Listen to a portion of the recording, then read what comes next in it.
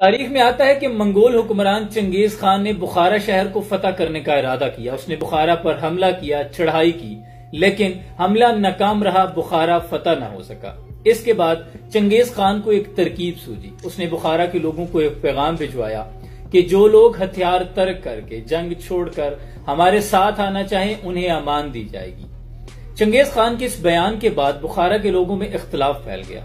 एक गिरोह कहने लगा चंगेज खान का ये बयान उसकी कमजोरी की निशानदेही है, क्योंकि अगर वो इतनी ताकत रखता तो हमें अमान दिए बगैर हम पे हमला करता और बुखारा को फतह कर लेता। हमें चाहिए कि हम अपनी इज्जत और वतन की नामूस की खातिर उसके साथ ऐलान जंग करें, अपने दिफा के लिए उसके साथ भरपूर मुकाबला करें।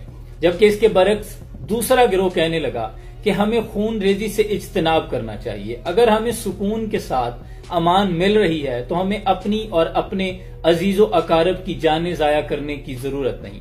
चुनांचे उस गिरोह ने चंगेज खान का साथ देने का फैसला कर लिया। उस गिरोह ने अपनी आमादगी का पैगाम चंगेज खान को भिजवा दिया। चंगेज खान ने इस बागी गिरोह को कहा कि तुम लोग इस बागी गिरोह को, जो कि वतन की अमान के लिए लड़ रहे थे, इसको शिकस्त देने में हमारा साथ दो। चुनांचे बागी ग्रुप ने अपने ही लोगों के खिलाफ चंगेज खान का साथ दिया और जो मुट्ठी भर बहादुर नौजवान रह गए थे जिन्होंने चंगेज खान से लड़ने का इरादा किया था, वो इस बगावत की वजह से सब के सब मारे गए।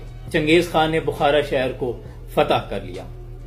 इसके बाद उन खयानत करने वाले गिरोह पर जिन्होंने अपने वतन और अपने लोगों से बगावत की, बुजदली का मुजाहरा किया, चंगेज खान की कयामत उन पे उस वक्त टूटी जब चंगेज खान ने उन तमाम खयानत करने वाले लोगों को भेड़ बकरियों की तरह ज़िबा करने का ऑर्डर पास किया। और इसके साथ उसने कहा, जो लोग अपने भाइयों का साथ नहीं देते, कल को कोई अगर हम पे दोबारा हमला करे तो ये बुज़दिल लोग उसका भी साथ दे देंगे। यूं वो खयानत करने वाले बुज़दिल लोग अपने अंजाम को पहुंच गए, लेकिन बुखारा भी फतह हो चुका था।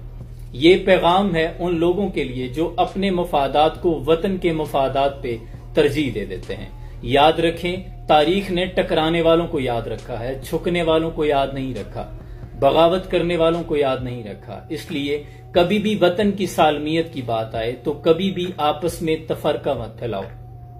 अपने सियासी और जाती मफादात को तरजीह ना दो, वतन की सालमियत के लिए एक जान होके खड़े हो जाओ। अल्लाह करीम पाकिस्तान को रहती दुनिया तक सर बुलंद रखे और पाइंदाबाद रखे। सलाम पहुंचे।